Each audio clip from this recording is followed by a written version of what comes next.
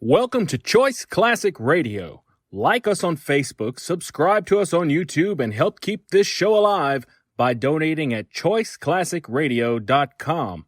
For more of your favorite old-time radio shows, join us on our companion podcast, Choice Classic Radio Detectives, where we bring to you tales from the greatest detective shows the golden age of radio had to offer. And now, with 463 episodes made, broadcast on CBS Radio from 1942 to 1955, we bring to you The Whistler. Signal. New Signal. Yes, new Signal ethyl gasoline. The super fuel of tomorrow is at Signal dealers today.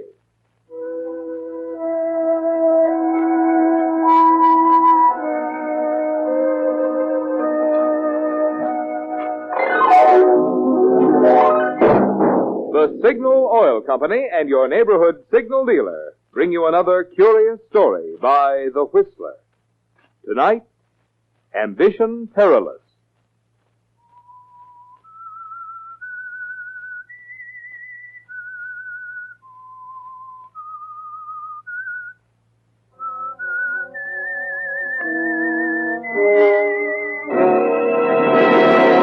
I am the Whistler.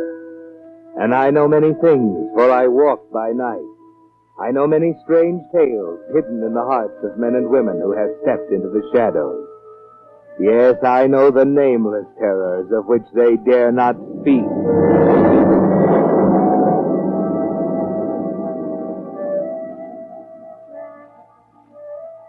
Ambition is a very powerful stimulant, a powerful urge driving men upward toward better things. Unless, of course, it's so strong that it drives them on to evil things. That's the aspect that Fred Conrad forgot about. Fred was ambitious, very much so, and his great hopes had carried him far. He was the most popular district attorney in a long time, and now he had his eye on the governor's chair, and the prospects looked good for the coming election. But they'd look even better, explained Art Moran, his campaign manager, if Fred agreed to Moran's great new idea. I tell you, it was a brainstorm, Fred, and it'll be a political masterstroke. The voters will eat it up. Fred Conrad, the great humanitarian, the champion of the underdog. Why, they'll vote for you in droves. It'll be a Now, wait a minute. Stop rhapsodizing and tell me what it is. Look, it came to me as I was going to bed last night. I just heard the news that the governor had issued a pardon for Max Fenton. Yes, so what? So what, he says. Remember Max Fenton, the guy who was sentenced to life for a sensational love killing 10 years ago? Of course I remember him. I convicted him. That's the point. That's just the point. Don't you see? It's great. Convicting Max Fenton was your first big triumph as a punk assistant DA, right? Right. Now, the governor, your political opponent, pardons him. So, what do?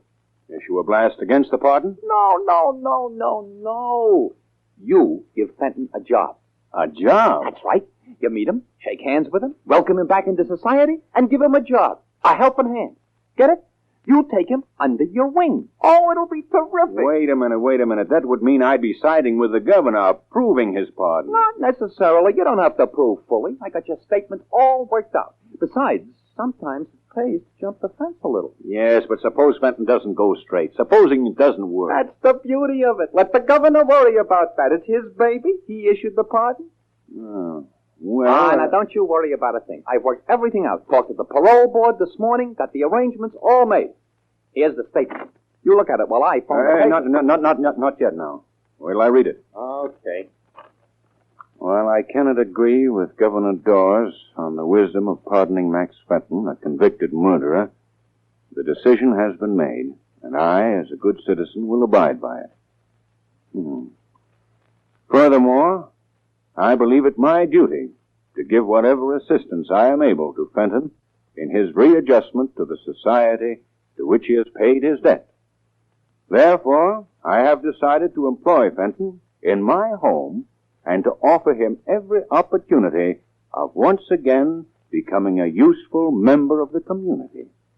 How do you like it? Not bad. I'll do it.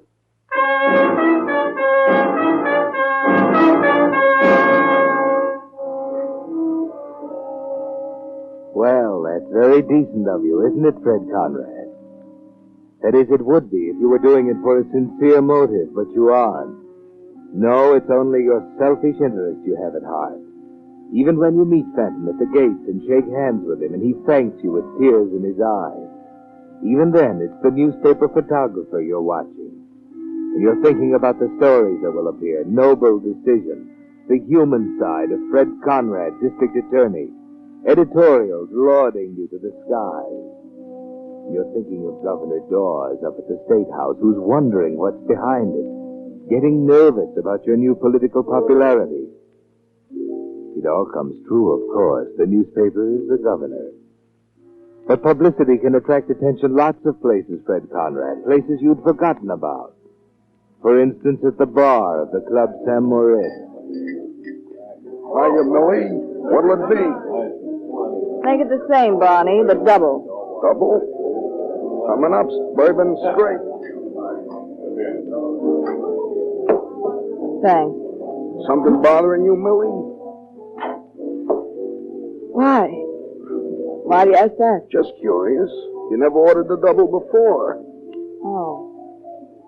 Yeah. Something's bothering me. Now, that ain't right. A good-looking doll like you. A swell singer. You knocked him with that last number. That guy down at the end of the bar there, for instance. He sat there with his mouth hanging open like he hadn't seen a good-looking woman in years. Yeah? Well, he's not bad himself. If you like the type. Anyway he likes yours, he sure been staring at you. Know who he is? No, you want us to find out? You know better than that. The boss blows his top if I got guys hanging around here. Okay. Fill it up again, Barney. You mean another double? That's right. Yeah. Yeah, you really are stewing. You want to tell old Barney about it? It might help. It might. Barney, did you ever hate a person so bad that all you wanted to do was hurt them? Somehow, anyway, hurt them? Well, now, I don't know. Well, I have. So it eats you up inside. But you don't do anything. You keep it all inside of you. And one day, this person does something. And he's a big hero, talk of the town, great guy. Maybe he'll get elected to something. You wouldn't mean Conrad. I'm not saying who I mean. But he's no hero, and I can prove it. He's a heel. Suddenly, all this you got inside you has to bust loose. You feel like you gotta get it out, get your revenge, or else. What are you going to do, Millie? I'm not sure yet, Barney. But I got a feeling that a certain hero in this town is going to be sorry I'm alive before very long.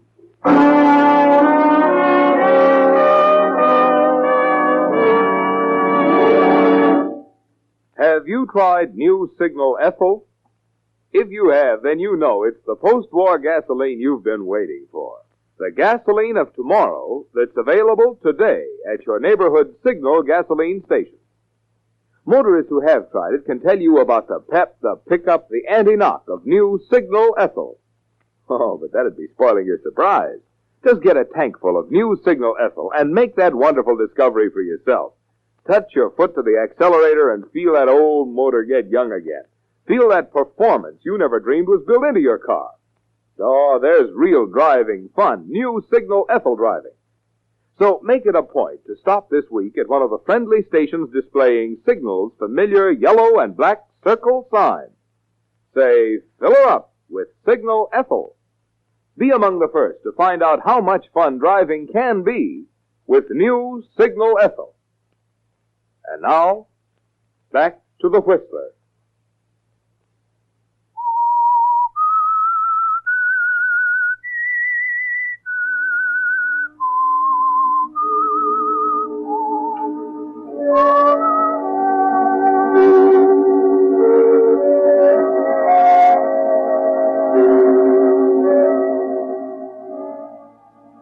Frederick Conrad, public benefactor, great humanitarian. Too bad that opinion isn't shared by everyone. Of course, one person couldn't keep you out of the governor's chair. Or could she? Better get a grip on yourself, Fred Conrad, while you sit at your desk talking to Mrs. Christie, your housekeeper, as she cleans the room.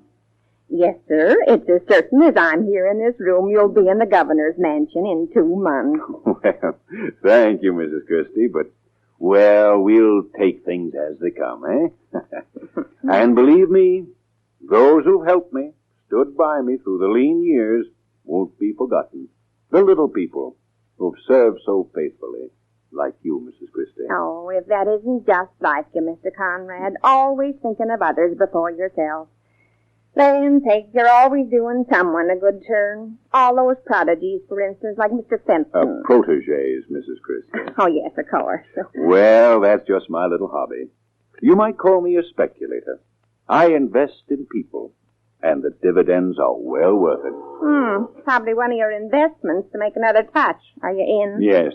And before you open the door, get rid of that dust mop, will you please? Yes, sir. I'd like to see Mr. Conrad, please. Just a minute, now I'll ask if he'll see you. Mr. Conrad, it's a young lady. Never mind announcing me. He'll see me all right. Well, I never. Hello, Mr. Conrad. Remember me? Millie. It's Millie, all right. And I'm no ghost. Mind if I sit down? Well, no, please do. Good Lord. This isn't possible. All right, put your eyes back in. I told you I'm no ghost. I'm little Millie, Mildred's daughter. Remember me, Uncle Fred? Little Millie? Mildred's little girl? Well, of course, Millicent. Yes, Millicent. Now that we've got that settled, suppose you close the door. I'm here to talk business. Well, oh, of course. You may go, Mrs. Christie. Well, now, where have you been keeping yourself? Did you say something about talking business? Yes. And I don't like snoopy housekeepers. There. Well, my friend, you've done all right for yourself now. District attorney, next governor. At least I know you won't be satisfied until you are. You seem to know me pretty well. I ought to. Do you think I've forgotten what you did to my mother? You killed her. Just as surely as if you'd stuck a knife in her heart. Millie. She committed suicide because of you. Yes, governor. I know the real Fred Conrad. And I've got an idea there are a few other people in the state who might like to know the Fred Conrad I know. That letter in your hand. Looks familiar, doesn't it? Hands off. I've managed to keep this nice and clean ever since Mother died. I don't want to get it all smudged up. But I just wanted to compare it. You wanted to compare the stationery to that letter on your desk? Oh, no wonder you look scared. Still using the same personal stationery, same letterhead, Frederick Conrad, same thick gold engraving. I hope you're smart enough now not to write love letters on that paper. What are you getting at? Ever hear of a smear campaign? Sometimes it takes a lot of big guys with a lot of pressure to blot out someone's career. And sometimes it just takes a girl with a letter or two. You're threatening me with blackmail. My mother was a rich widow. You took her for every cent she had. You were going to invest it for her. But I was. Could I help That it if things wasn't enough. didn't go... You told her you loved her, promised to marry her. I've got a complete record of your crooked, worthless promises in the letter I've got. Even when she had a chance to marry someone else, you ruined that. Listen to this. My darling, I must see you before you take this rash step. You know I love you, and I don't intend to let anyone come between us. Please... Stop! I don't want to hear any more. That was the night she jumped in the water at Cypress Point. Nobody ever knew you were there that night. Except me. How much do you want for that letter? Well, let's say $30,000. Isn't that about what you took from Mother? Are you out of your mind? I don't have that much money in the world. Okay, I'll take it on the installment plan. And we'll start with $5,000 by next Wednesday. Oh, you cheap little blackmailer. Cheap is hardly the word. I think you'll find me rather expensive before I'm through with you. Wait. Who's there? Me, Mr. Conrad. I brought the car. Oh, I'm sorry. I didn't know you had company. It's all right, Max. Oh, what's the matter with you two? Huh. I'm sorry. Well, hello. I remember you. You were at the bar at the Samaritz the other night. Yes, suppose I should apologize for staring as I did. You two know each other? Well, not really. You might introduce us, Uncle Fred. Oh, yes, of course. Millicent, this is Max Fenton. Not the Max Fenton. Yes. I'd better be going now. I just brought the car out. Well, it's all right, Max. I won't be needing it. You can go. No, wait. I was just going. If you don't mind, Uncle Fred, Mr. Fenton can drive me home. Oh, yes, if he's not busy. No, I'd be very happy to. Good. And we can go right now. But, Millie... Our business is all finished. I'm sure we understand each other, don't we, Uncle Fred? And I'm sure you'll make the necessary arrangements by, shall we say, tomorrow night.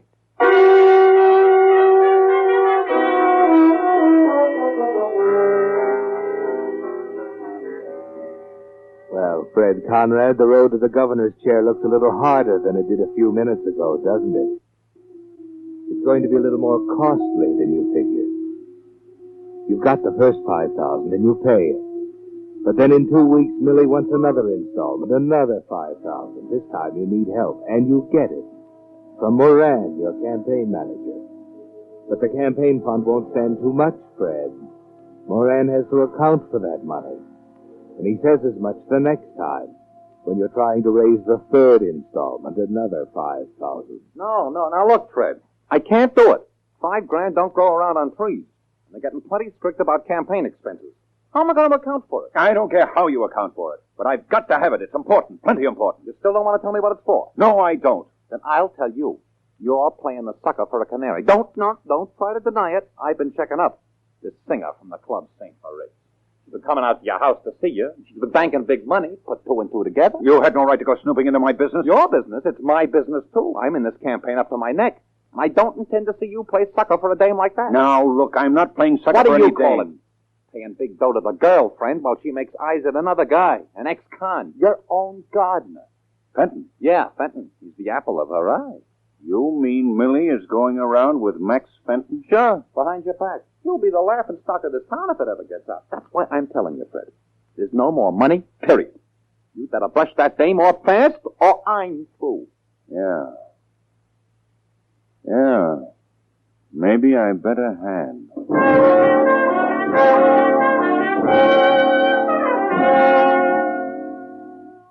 Now, Fred, what's going through your mind? When Moran told you about Millie and Fenton, a great idea burst in your mind, didn't it? A great idea. But wait, Mr. District Attorney. You're thinking about murder. Murder, Fred Conrad.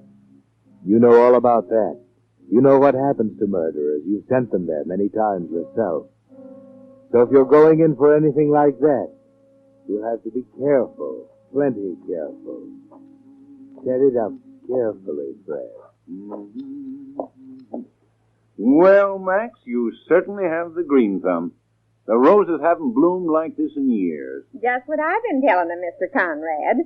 Would you look at this basket of Cecil Bruner's? My, aren't they beautiful? Where'd you learn so much about flowers, Max? I took care of the garden. You know where. Oh, yes. Yes, I see. Well, have to hurry if you want some of the zinnias, Mrs. Christie. It won't be light much longer. Why, it'll be light for another 2 hours. What's your hurry, Max? Now, Mr. Conrad, it'll take him a good 2 hours to get cleaned up for his date tonight. How'd you know I had a date? Oh, I may be dumb, but I'm not blind and deaf. Neither's Mr. Conrad. That's right, Max. Oh, now, don't look so sheepish, man. You've got a fine girl in Millie. And a mighty good looker. Yes, sir. There are plenty of young swains who'll testify to that. What do you mean by that? Well, Max, I do believe you're jealous. Just look at his face, Mr. Conrad. A regular thunder Give me that cloud. basket. I'll get you a zinnia. Why, land sakes, the man must be silly in the head to get so upset over a little thing like that. Oh, I was a fool to make that remark. Not at all. It wasn't your fault. The man is just crazy jealous, that's all. You're right, Mrs. Christie. It's very obvious. I just hope I haven't made a mistake. Why, what do you mean, Mr. Conrad? Oh, nothing except, you remember why Max Fenton went to prison? Why, yes, it was... Yeah. He killed his girlfriend in a jealous rage.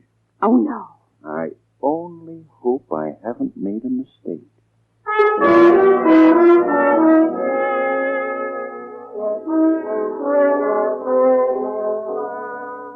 Nicely planted, Fred. Mrs. Christie will remember that later, won't she? The rest of the plan is taking shape in your mind, too. It's so simple. Max Fenton once killed a girl he loved in a fit of jealous rage. Why can't he do it again? Well, of course, it's too much to expect that you could drive him to it. But it wouldn't be hard to make people believe it if Millie were found dead, would it? Not hard at all. Of course, that means that you personally must do the job. But, well, ambition has carried you far, Fred, and you're not going to give it up now. No, not Fred Conrad. Now all you have to do is set up the scene. And Max Fenton helps you with that when he comes in to apologize. I just wanted to apologize for that scene in the garden, Mr. Conrad. I don't know what came over me. I guess I acted pretty stupid. Oh, don't worry about it, Max. A man isn't responsible for anything in this heat. Sure. I don't know what's wrong with me. It's just that when a man's gone through what I have, his past just won't let him be. I guess sometimes I'm afraid of myself. Does that sound crazy to you? No, it doesn't, Max. But you've got to exercise some control over yourself, man. Snap out of these neurotic fears. You're a free man. You've paid for your crime. Face the future with courage. You'll need it. What do you mean? Just this. Unless you're prepared to face things as they are, you're licked. Men will always be attracted to beautiful girls. And just because you've fallen in love with one, you can't keep her like Peter's wife locked in a pumpkin shell. Oh, I know it. Unless what? Unless you just take the bull by the horns and ask her to marry you. That should end it once and for all. You'd be married and you could be sure. Yes, you're right. I've wanted to. But do you think I should? I mean, after all I've been through, Of course, man. Now, look. You call her right up. Make a date to see her tonight. Take her to some quiet, secluded spot and ask her and get it over with. By golly, Mr. Conrad, you're a brick. You make me feel like a new man. I'll do it. I'll go out and get the engagement ring and make a date to meet her at Cypress Point tonight after she gets off work. Thanks, Mr. Conrad. Thanks a lot.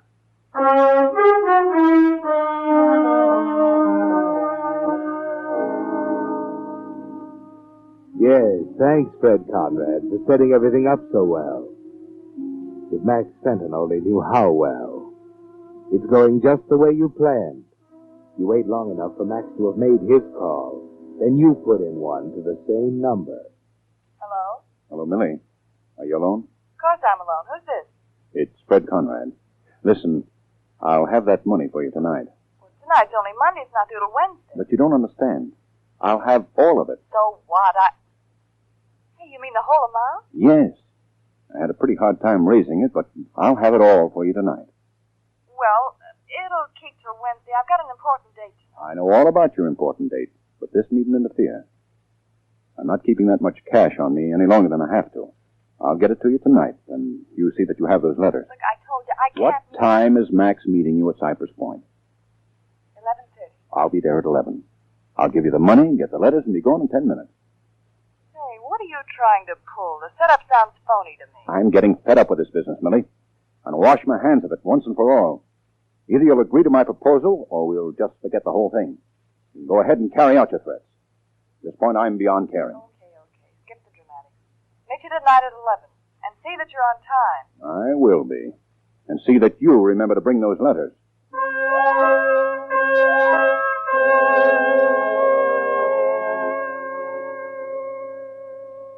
So far, so good. The plan is thoroughly formulated in Fred's precise legal mind. And as the time for action approaches, he carefully reviews each step in the plot. By 10:30, Mrs. Christie will be asleep. He can slip out without her ever knowing. The trip by automobile will take 20 minutes each way. And the lethal business to be transacted at Cypress Point, 10 or 15 minutes. The whole job done in less than an hour. And as for evidence, Fred permits himself a satisfied smile at this thought. Any number of people can bear witness to the fact that Sam and Millie had been meeting at Cypress Point. Mrs. Christie, for one. Yes, it will be an open and shut case. That's what Fred keeps telling himself as he makes his last-minute preparations before getting the car out of the garage. He stuffs the envelope with paper. That's all he'll need for the final payment. Everything's set now, Fred. So you drive out to the point in exactly 20 minutes, park carefully behind a row of shrubs, and climb up the incline to the little park overlooking the water. It's very quiet and lonely looking. There doesn't seem to be anyone here. Until suddenly you see her, lying on the ground. Millie! Good Lord! She's dead.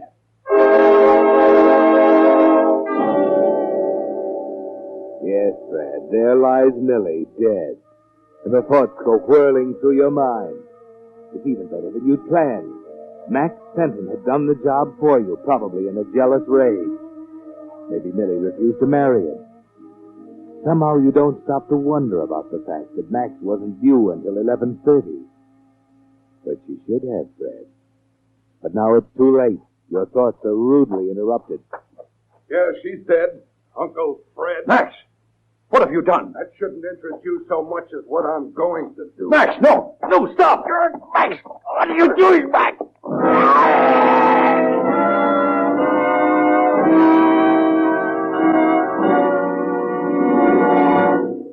The Whistler will return in just a moment with the strange ending of tonight's story. Meantime, a word about the gasoline you've been using this week. Has it had quicker starting, faster pickup, higher anti-knock than any gasoline you've ever tried? It has, if it's been new Signal Ethyl. For Signal Ethyl is that new post-war gasoline drivers are buzzing about, as superior to pre-war gasoline as the jet plane is to propeller power.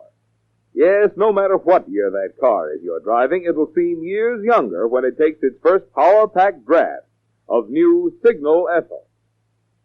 Oh, but wait a minute. You needn't take my word for this superior performance. There's a better way. Just stop at the friendly station in your neighborhood displaying Signal's familiar yellow and black circle sign, and let a tank full of new Signal Ethyl talk for itself. See if you don't agree with me that there's an entirely new thrill in driving when the gasoline in your tank is new Signal Ethyl. And now, back to the Whistler.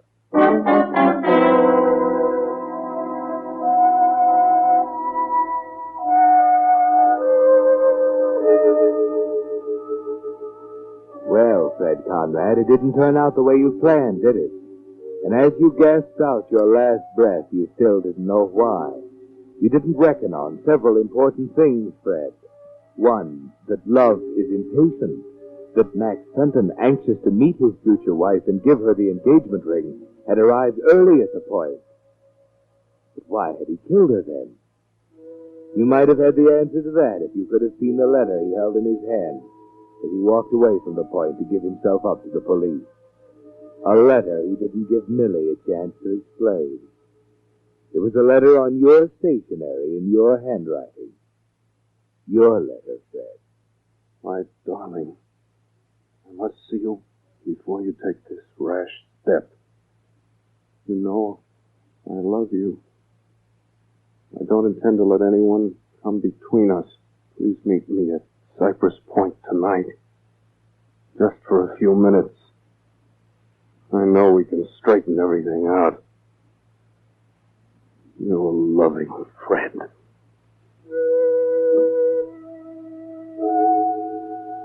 Yes, Fred, the letter you wrote Millie's mother long ago.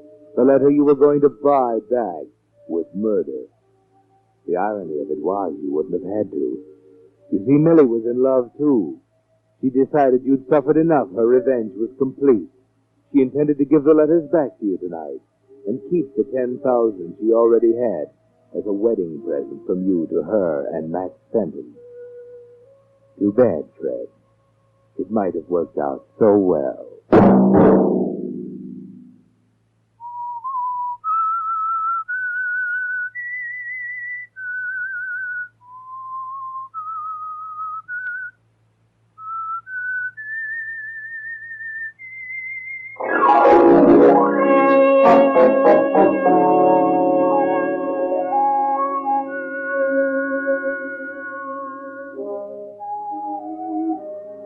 Next Monday at 9 o'clock, the Whistler will bring you another strange tale. The Whistler is broadcast for your entertainment by the marketers of Signal gasoline and motor oil and fine quality automotive accessories, and by your neighborhood Signal dealer. This program, directed by George W. Allen, with tonight's story by Harriet Ray, music by Wilbur Hatch, is transmitted to our troops overseas by the Armed Forces Radio Service. This is Marvin Miller speaking, and reminding you that new Signal ethyl gasoline, the super fuel of tomorrow, is at Signal dealers today. Yes, you do go farther with Signal. This is CBS, the Columbia Broadcasting System.